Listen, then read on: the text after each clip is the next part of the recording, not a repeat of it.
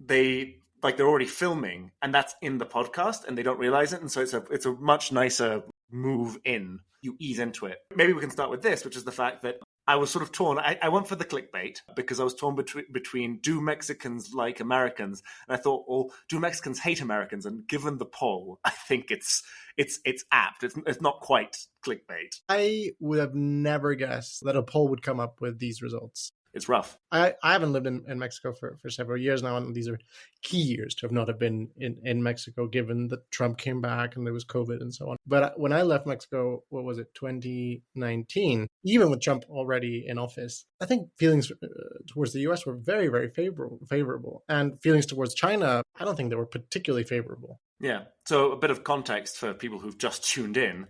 We're looking at a Pew research poll from this year, July, this is when it was published, and it shows you how people in 24 countries view the US and China, and it's just the percentage of the people who were asked that view either China or the US favorably. And at the top, unsurprisingly, given the current situation, is Israel with 83% approval of the US, 33% approval of China, and right at the bottom of this list is Mexico. 56% of people like China, and only 29% of Mexicans view the US favorably. The caveat would be, I guess, of the 24 countries on the list, most of them are traditionally US allies, and so they're not asking Iranians what they think of Americans. So I guess that's why Mexico's right at the bottom. But still, it's pretty striking, given that most countries tend to see the US more positively than China, and it's the other way around in Mexico. Yeah, for sure. Now, what's interesting to me here is there's countries like Israel, South Korea, Japan, or India, who view the US very clearly more favorably than they do China. And that makes sense, right? There's conflict or potential conflict, and the US is an important ally. Then you have the European countries or like NATO countries like Italy, who kind of view them the same. And I think this in my mind sort of makes sense, because I think over the years there has been a growing sort of animosity towards the US, the Cold War being long over. Things have begun to change. But Mexico, even though, and this is the tricky thing, right? In my mind, Mexico has had mostly a favorable view of the US, even though there are tensions. But at the end of the day, we're friends. And you might be asking yourself, well, how much of this is Trump? And the answer is it's basically just Trump, because there's the 2015 Pew poll, and it was a 66% favorability rating for the US from Mexico. So it's collapsed since Trump, basically. Which is interesting. I mean, going back to what you were saying, there is definitely a degree to which geography affects how you see your neighbors, especially if they're powerful. So there's a very clear reason why a country like India that has an actual border conflict with China would see China less favorably. So really, to another extent, 66% favorability in 2015 is actually kind of the weird thing here. It's not that Mexicans don't like Americans, given the sort of torrid history they've had. It's the fact that Mexicans for so long were so favorable to the US. I mean, again, I think polls are important, especially in democracies, because the people decide, the people do have an effect on how policy works. But I think also people have no idea what they're talking about most of the time. It has a lot to do with vibes. I think the most interesting thing is the anti-American protests we've seen recently in Mexico City, very vocal minority protesting gentrification by Americans, when at least my position is, and the stats sort of support this, the vast majority of gentrification is happening because of those people protesting, the sort of the chattering classes coming back to Mexico City from the suburban areas. Yeah, definitely. But I think you hit on an important point, which is there's specificities to each region. And I wonder, I don't know the specifics about the survey, but there's always the problem, right? Who are you asking? And is it an actually representative sample? Because feelings towards the US differ enormously by region, right? Obviously, people at the border have one perspective. Northern states in general tend to view the US very favorably. I mean, if you go to Monterrey, it's sort of like Houston, but with mountains. Don't give them that. They'd love to hear that. Don't give them that. But much more dysfunctional. There we go. Yeah. Better food, worse infrastructure. Actually, who knows these days? But then you go to other places the much poorer places, and then there tends to be more of a a view of, anti-imperialism and the US being the great imperial power, we hate them. But then, of course, you make it to Cancun, and Cancun can only exist because of the Americans. And that's a lot of money coming into the country. Yeah. And it's very, very tense because there you really do have a story of the people who are rich, the people who are poor, and serve the rich. And so it's how much do you love the people who are exploiting you? It's a much more complicated story than you would imagine. And I think that's basically what this conversation is going to be about, the intricacies between how two neighbors destined to be together for as long as the other exists, and how much people don't really understand, especially Americans, actually, how much they don't understand how Mexicans feel. The left, the liberal left in America loves the self-flagellation of saying, you should hate us, we're terrible. And then the right saying, we are the best country in the world. No wonder everyone loves us. And it's just based on a lot of ignorance. And a lot of ignorance as well from other countries that project themselves onto how people should feel about the US, like looking at that poll. We'll put it in the show notes so you can have a look at it. But what's crazy to me, this is the weirdest moment when I was being interviewed about Trump and his tariffs on Mexico by Times Radio, which is like the basically the online radio that the Times has, the Times of London, as Americans would say it, the only real Times, I would say.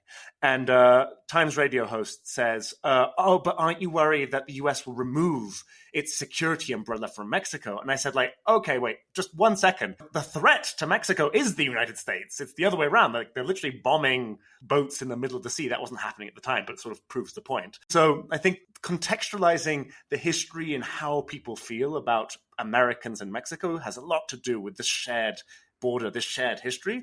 And that's what I think we're going to get into today. Yeah, I think it's really interesting when you talk to people in Europe for whom the security umbrella of the US has always been very important, or at least since the Second World War. They sort of don't understand the realities over here. Like, who in their right mind is going to invade Mexico, even if Mexico and the US aren't big friends anymore? Anyone who invades Mexico will then have access to the US. So the US kind of needs to make sure that everything south of the border is at least functional. So yeah, as you say, the concern is more that the U.S. meddles in many ways, some of the military, in Mexican politics. And that has been the reality for a very, very long time. If we go back to 1848, of course, most famously, when Mexico loses half of its territory. Today, what is it, a third of the U.S.? Yeah, and half of its territory, 51% of its territory. So that, for those who don't know, that's Utah, Colorado, Arizona, California. Texas had happened a bit before, but it's also, Texas. It's a lot of the US as it stands today. So let me put this to you. I'm very interested in the division between left and right and their perception about the United States here in Mexico. So the Mexican left and the Mexican right. And what's interesting to me is how they've switched in terms of their pro or anti-Americanism. Just starting with the left. You mentioned it before. Historically, the North-South division in Mexico is also a right-left division. And the Mexican left has historically been defined by anti-imperialism. What's interesting is, after the Americans invaded in 1848, subsequently the issue became the Europeans invading. So the French came. We've got a wonderful podcast narrated dramatically by Tavo about the French invasion of Puebla, the Cinco de Mayo battle, not Mexican Independence Day. What's interesting to me is, historically, the left loved the US because it was the conservatives who wanted to bring the Europeans in. So that's why Benito Juarez, who became president of Mexico when the conservatives were in power, would hang out in the US. He was basically a fixture in, as Americans say it, New Orleans. And what's fabulous is how much that sort of Gulf of Mexico culture really imbues Mexican politics at the time. Yeah, to me, what's really interesting, and I don't know what your take on it is, or particularly as to like why things went down that way. Is like you have this invasion in 1836, you have an invasion in 1848, massive territory losses, the U.S. basically being a bully, and then Benito Juarez is perfectly happy to be besties with the U.S. And then 1917 comes around, the Americans bomb Veracruz. There's incursions during other moments of the Revolutionary War in Mexico where American troops make their way into the country to, try to subdue Pancho Villa and other figures. And for some reason, Mexicans don't hate the U.S., or at least negative feelings towards the U.S. are not necessarily grounded in these events. Sure, they come up in conversation, but I get the impression that for the longest time, general Mexican sentiment towards Americans and towards the US in general are relatively independent of these military incursions. I think it has a lot to do with the cultural power of the US. The left and the liberals in the 19th century loved the US because they represented what they wanted Mexico to become. This is the age when they literally changed the name of the country to the United Mexican States. It's very much cosplaying, thinking about America as a liberal power as opposed to a monarchist power, and wanting to recreate that image of prosperity that they were seeing at that time in the US in Mexico. So you get a lot of that. And then you get a lot more American influence through the Protestants who came to Mexico and became important liberal leaders, specifically because they saw the Catholic Church as a force for European conservatism. And so you get this interesting thing that we don't really think of the Americans being as now, which is this secular, almost anti-religious vision, which was expressed through these Protestants coming down saying, let's divide church and state, let's end the power of the Catholic Church. And that was very much seen as I wonder what the word is, the Protestantization of Mexico by the conservatives, and Americans were seeing as the great evil at the time for that reason. That makes sense. But how do you explain that then, there's fast forward, 50 years, there's further attacks carried out against Mexico, and Mexicans continue to feel favorably about the US. Yeah, that takes us back to the poll, which is the mob is fickle. People change their minds about countries all the time, especially as, it makes sense, right? As the evidence changes. And when the US bombs Veracruz in 1917, Mexico was in its most vicious moment of its own revolution. Factions, hatreds were just boiling over at the time. I wonder if people just had the scope to hate the US at the time because they were too busy killing and hating each other. It's probably true. There's also an element probably of just there being so much chaos that it's just one more layer of all the chaos. There were some who were happy to have the US intervene because they wanted this war to end. Yeah, that's actually quite right. I think people project a lot of things onto American interventions, right? Like whether you receive them as liberators or as invaders very much has to do with whose side you're on. What's interesting is I think even though we say that Mexicans didn't hate the Americans for invading, I think it was traumatic. And I think it does begin that flip where the left especially starts hating American imperial intervention. Because remember, this is the era, this is more or less sort of like the heyday of the big stick era of the United States, is the Theodore Roosevelt doctrine, which is speak softly and carry a big stick. And they go around the world. And this was the era in which the United States is openly debating whether they should become an empire. The anti-imperialist side, at least narratively, won that debate.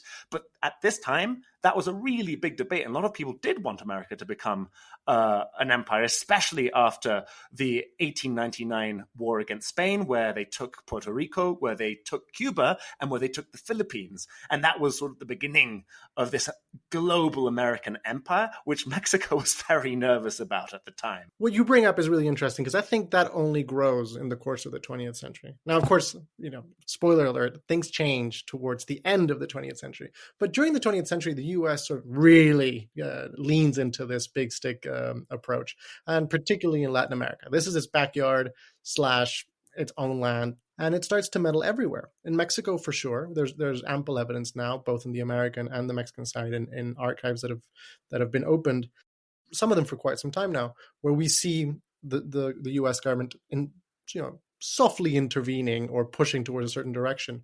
But there's places like many countries in Central America, like Chile, like Argentina, like Uruguay, where the U.S. intervenes much more aggressively, Chile probably being the most outrageous of them all. And I think that really influences the left to think or to see the U.S. as an enemy, because the U.S. saw the Mexican left and the left in general as an enemy as well. And what's interesting is it's very much a Cold War phenomenon, which leads us to the fact that a lot of how Mexicans feel regarding the U.S. has a lot to do with how the US feels about Mexico at the time, because being the big bully on the pulpit allows it to exert a lot more power and influence on Mexico. And if it's Donald Trump bombing or threatening to bomb the country, you can see why people would like them less. But during the Second World War, we get the end of one policy, the big stick policy, and we get another Roosevelt policy. This is FDR coming in with the good neighbor policy, because they wanted Mexico on side during the Second World War. They wanted to secure the southern flank, and they wanted Mexican labor to come in and work the factories while their boys in uniform were off fighting the Nazis. And what's interesting here is Mexicans responded in kind, and you get a lot. We talked about I think it was the last podcast, we talked about how Mexican culture really booms at the time, the tequila and all the Mexicanness, because of the cinema, the cinematic boom that happened in Mexico at the time. And one really, really famous film and song is one called Viva Mexico, Viva America. And what's interesting here is the interplay between what that means in Mexico and what that means in the US. Viva Mexico, obviously, long live Mexico. Viva America, in Mexico, it means long live the Americas, the American continent, as opposed to just America. But it had the American flag flapping alongside the Mexican flag because we were comrades in arms fighting against fascism around the world. What's fascinating to me is this was propaganda meant to make Mexicans who were sort of still quite suspicious of the US come to love their new ally. But, of course, as you mentioned, the Cold War starts literally the day after the Second World War ends, and the Red Scares of the latter part of the 20th century really flipped the script. And that's when you really get this fear of American interventionism, this American anti-communist policy where anything they didn't like was communist. I mean, we're starting to get a bit of that again nowadays. And you get a lot of Americans coming to Mexico. And this begins the long love affair that we still sort of have today between the left wing of American intellectuals coming to Mexico as a place where they resist the Red Scare, from American baseball players, like Black American baseball players, to I forgot all their names right now, but we can look them up. I'll put them in the show notes. And then most recently, like Noam Chomsky, we mentioned him with Super Barrio Gomez. But what's interesting to me is most anti-imperialist Mexicans really came to love this American left that was chucked out by the anti-communism of the time. Yeah. Additionally, I think something that happens there is you talk about the great friendship and the good neighbor policy of the Second World War. And that, you're right, that definitely does happen, but it lasts all of like 20 minutes, right? You have Mexican labor make it to the US to fill in that gap left by, so the American soldiers fighting the war. But the moment soldiers start coming back, like they immediately have everyone leave, right? And I think that's another characteristic of what has become the sort of traditional Mexico-U.S. relationship. And it's really the relationship of the U.S. with everyone, but it's more starkly seen with Mexico, where the U.S. is a partnership not of equals, not by any chance. It's kind of like my way or the highway, and we're happy to be friends when you can be of use to me, but the moment you're not of use to me anymore, you can leave. And I think that becomes a really important feature of the very late 20th century, where we've talked about this before, about the Washington Consensus and of the US sort of pushing all of Latin America to adopt certain policies. But those policies, and I think this is maybe why things have changed so much in terms of the relationship or the view that the Mexicans hold towards the US. In the 90s, the country really buys into the idea of Washington Consensus and the free markets and blah, blah, blah. Before you go all the way to the 90s, I just wanted to really emphasize that point that you said about the deportations after the war's over. It's literally a racist slur that becomes the central policy for the US administration. The Eisenhower administration kicks out millions of Mexicans. Donald Trump is doing nothing compared to Eisenhower at the time, who seems like a big softy nowadays. But 1954, Operation Wetback, and it's important to say it with all its words, because this is the American language of the time and how they saw them, that all these people who had literally driven their industry to win the war, because America wins the war because of its industrial might, not because of the people at the front line. Combination of both, but really it's that. And they kick them all out. It's crazy. And they kick them all out with enormous prejudice and with no real concern for what they were doing to these people. And it was a big diplomatic issue between the Mexican government and the American government at the time. But remember, we're focusing on how the people felt, not how the government relations were. But I think it's a really good point. Back to the 90s now. But yeah, then we fast forward all the way to the 90s and we see this happen all over again, right? Well, not really the 90s, but we fast forward to the 2000s and we see this happen again. In the 90s, you get, let's say, what happened during the Second World War. We're all friends. Let's follow these rules together and it'll be great for everybody. It's going to be fantastic. And Mexico really leans in.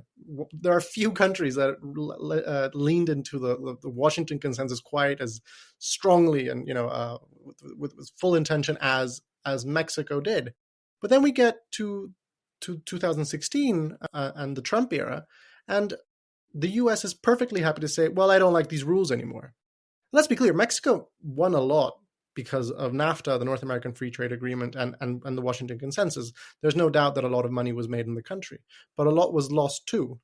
And the promise was, yes, there might be a moment where you have a slump, where you have loss, but it's fine because in the long term, the market will fix it. I think that story is one we tell in the Mexico Political Economist in a pithily named piece called "The U.S. Has Betrayed Mexico," which precisely speaks to that point where all that Mexico lost under NAFTA is more or less what the US later on lost under China. And the complete lack of awareness regarding that is incredibly brutal. We'll put that in the show notes too. It kind of makes me think of, there's a very Mexican thing where you have your soccer match or your football match during break time. And there's always a kid who brings the ball, right? And that kid loves doing this thing. It's a countrywide thing where he determines how the game is going to go. Because if they're winning, then they'll pick up the ball and run away and be like, it's my ball, game's over, we won. And if they're losing the match, they'll say, gol gana, whoever scores wins the game, no matter if it's like 10-0. And then they'll strike a goal when no one's looking, pick up the ball and run away. And it's like, it's my ball, I decide the rules. That's exactly what the relationship between Mexico and the US feels like. Yeah, absolutely. What's interesting to me, though, going back to the left and whether left-wing people in Mexico like or hate the US, is this complete confusion from the international media and media elites in Mexico as to why the Mexican left didn't hate Trump. And I think it has a lot to do with that hypocrisy.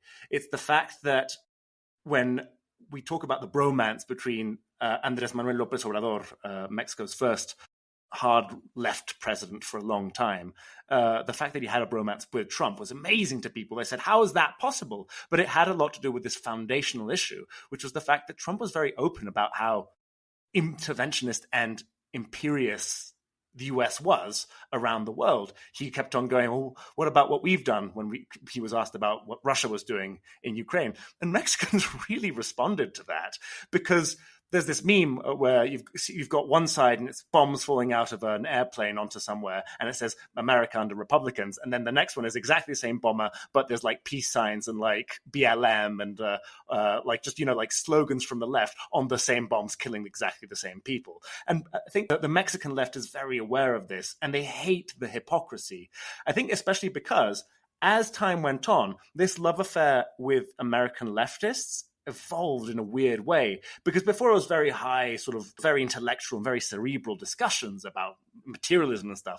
But as the left became woke, as they say now, and it became more cultural and social in its analysis, what was weird is we got a lot of American leftist liberals coming to Mexico, explaining to Mexico what race relations should be, what gender relations should be, with very little understanding of what those big issues in Mexico were, but in the local context. And it suddenly started feeling like it was imperialism by other means. And this time it was being exercised by the American left. To be honest, I think it's unfair to sort of compare the intellectual left, the likes of Chomsky, the 70s, with the left that you're talking about, because one is sort of a more performative political left and the other one is a much more intellectual left.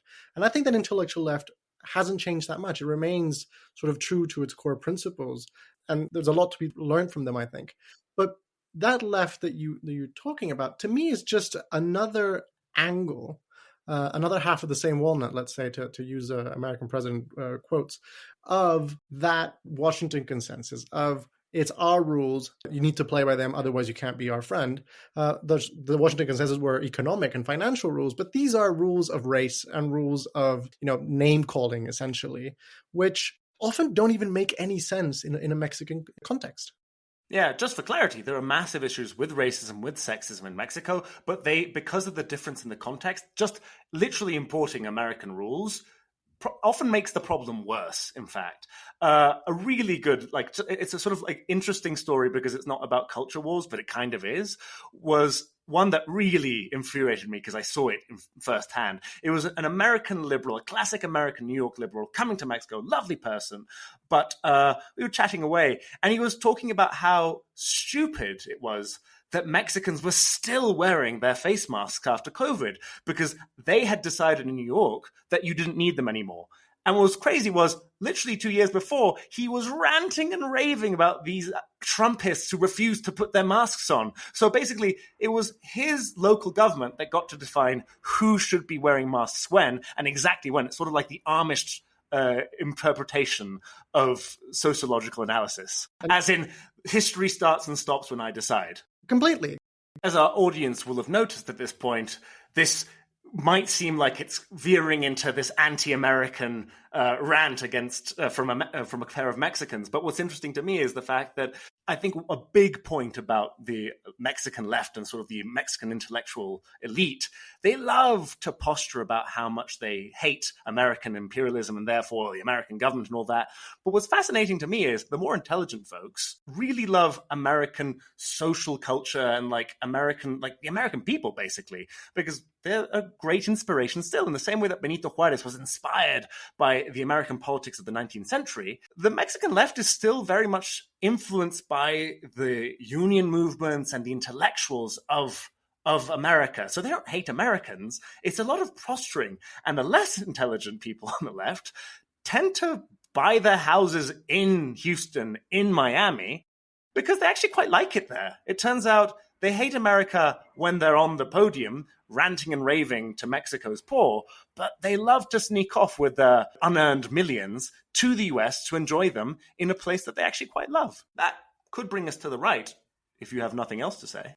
I think a lot of people would say that the right in Mexico no longer exists. The ban has fallen apart or is falling apart. The ban being the traditional right-wing party in Mexico since the mid-20th century. Well, basically, what we're going to talk about now is the opposite story of what we heard from the left, which is an ideology, the right, that traditionally didn't like Americans because they felt that they were a pernicious influence on Mexican Catholicism and politics and monarchism. And so they looked to Europe historically, but not so today. Today, it's very different. At least the ideology of people who I think we could call right-wingers is very Americanized and obsessed not only with the American right wing through its ideas, but increasingly enamored with Donald Trump. This is probably as good a time as any to bring something up, which I've sort of been holding back on, just afraid to jinx it, I guess.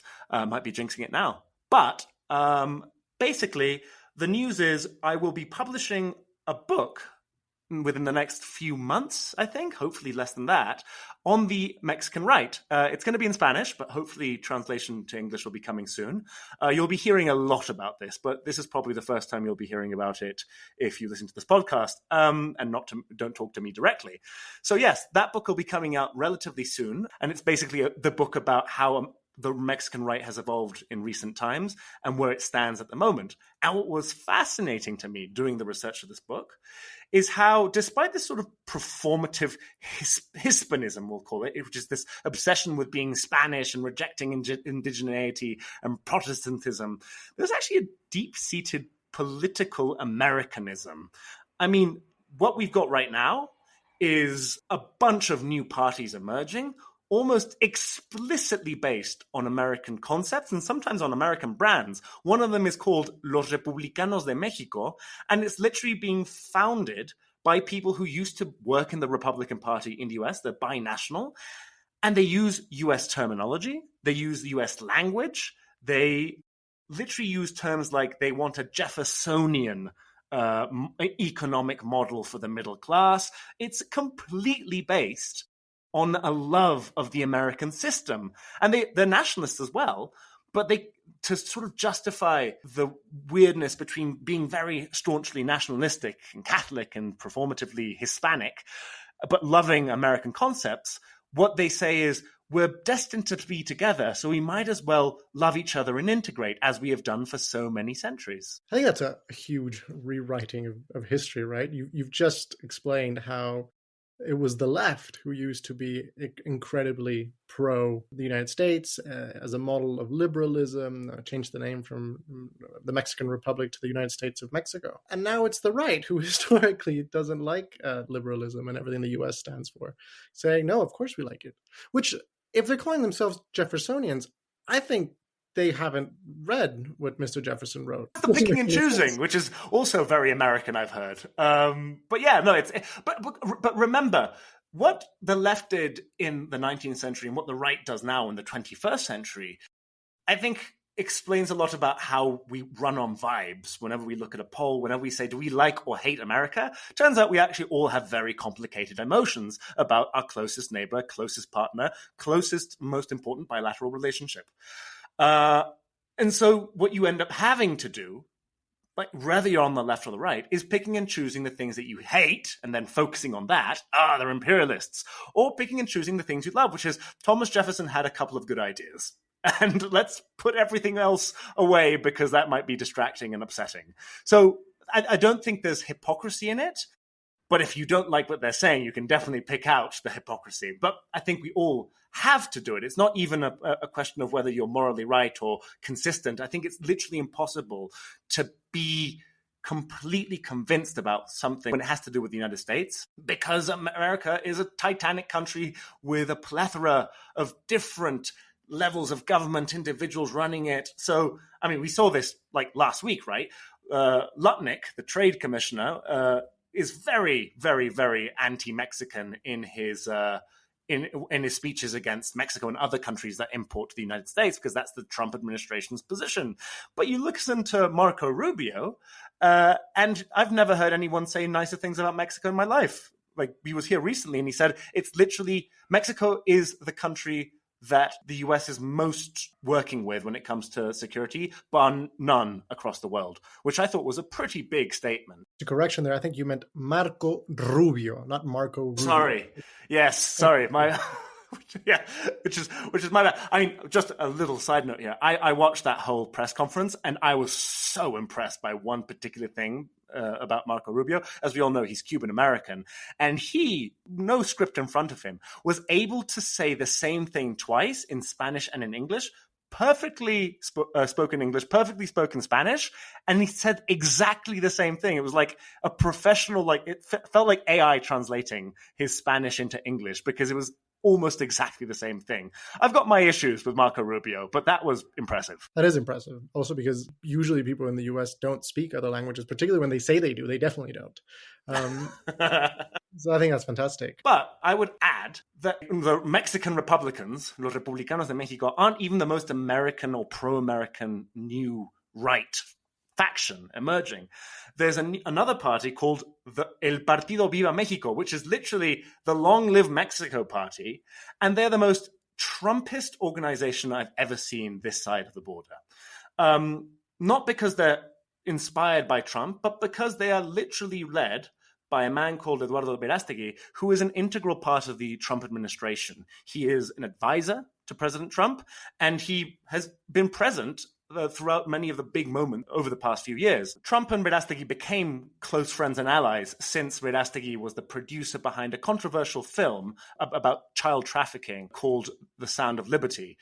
They've been quite tight since. He was invited to Trump's second inauguration in Washington. And the Viva Mexico party, despite being an explicitly uber-nationalist organization, is almost entirely based on Trump's vision of how the world works. They have they try to be sophisticated in the sense that they understand that Mexico is a different country, right? And that it has different cultural and social values. But actually the very, very basics, which is this love of religion, this love of country, and this hardcore approach to drug trafficking and to this libertarian pro-business approach to the economy, is very much not even inspired, but like dictated by Trump's policies in the United States. I think it's really interesting because, I mean, if you look at a lot of the ways in which Mexico kind of try to imagine its place in the world, I think often it tried to be quite original. During the revolution, after the revolution, the core years of the PRI, there is an idea of let's build a Mexican sort of identity that is very Mexican. And sure, it lives in an international community, but we're looking towards what we want to create and are influenced by others.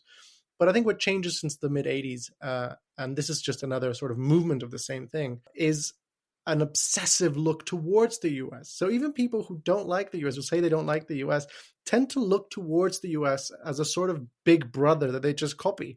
And Absolutely. Big Brother was really into liberalism and globalization in the 90s, so we did that. But now Big Brother's into nationalism and closing borders and deporting migrants, and now we're into that. Yeah, and people love to hate Americans until they decide actually they love American brands and they love American culture and they love American movies. It's very easy to hate someone in the abstract. But as soon as you come across how much you not only depend on the US, but actually quite like what they have to offer culturally and all that, suddenly it's much more difficult to hate. You see that a lot in the anti-American protests. Most of them probably sit down with Americans all the time because they live in the same neighborhoods. They look at each other every single day. And really, the biggest concern when it comes to Americans in Mexico is that they won't integrate. So really, what they're really saying, these anti-American protesters, is we actually just want to chat with you. Why can't we be friends? Please be my friend. When you look at all across Mexican society, you look at the lower class and people, huge chunks of that part of the population aspire to live in the US, at least for some time, no? Go to the other side, el otro lado, and bring back money and bring back skills. Then the middle class loves going to vacation and to go shopping. And then the upper class owns houses there and ski there and sail there. So independently of the narrative of love or hate or dislike or approval or whatnot, Mexicans are so thoroughly integrated with American culture and to a great degree really love American culture. Yeah, I think Mexicans understand that more than Americans do. Maybe we could end on like that, how weird that combination can get. A recent trend on social media has been Mexican Americans visiting their families in Mexico and saying something like, pretending to be local so that I like they don't know I'm American. They're ethnic Mexicans. They look like Mexicans, and Mexicans sort of look at them and say, "Dude, that's not how we interpret Mexicanness here." Like, because the way these Mexican Americans believe Mexicanness is performed is a very American way of seeing it, which is sort of like black and white. If you pretend to be one thing, they sort of code switch between being a proper Mexican and being a Mexican American. Whereas Mexicans understand this mixture as being far less divided by a singular black and white division. And not only that, they see the ridiculousness of that division when they see these Mexican Americans going about pretending not to be American. Whereas there's lots of things that give them away. There's lots of things that make them Mexican, regardless of how much they want to pretend to just be a separate sort of class of Mexican, which is a Mexican American. And it's fascinating because Americans get very offended, especially Mexican Americans get offended at how much they feel Mexicans hate them. And Mexicans say, we don't hate you. We just hate the fact that you think you're so different from us. Also, the fact that you're pretending to be us and you're getting it all wrong. Exactly. So that's the combination. That's the picking and choosing. And I think that's ultimately where we land on today, which is, do Mexicans hate Americans? No, they don't. But they love to pretend they do. And on that note, I'm Tavo Figueroa. And I'm Alex Gonzalez-Ormerod. And this is Mexico, the podcast. Every 2 weeks, we're bringing Mexican culture, society, economics, politics into your headphones. And wherever you get your podcasts. Do leave us a comment, a like, drop us a note. We love to hear from you. We really do, by the way. The few people who do write us when we ask you to write us, we get some lovely feedback. We have a lovely chat. So please do. Subscribe to the Mexico Political Economist as well to support this podcast and to get far more information about the many things we talked about in this podcast and all the others. Till next time.